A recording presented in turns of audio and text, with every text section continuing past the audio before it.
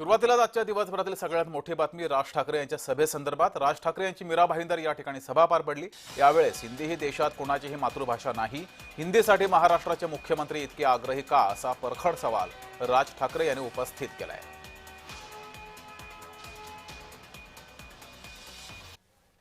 हिंदीने काय भलं केलं तुमचं?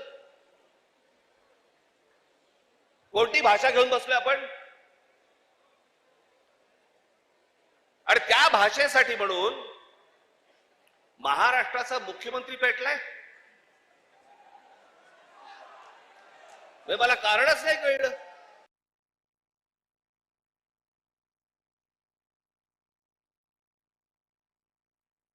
हिंदी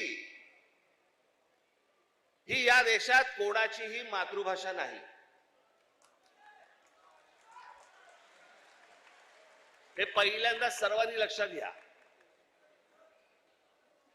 ज्याची काल परवाकडे कालफडीत मारली ना, त्याला विचार तुझी मातृभाषा कुठची?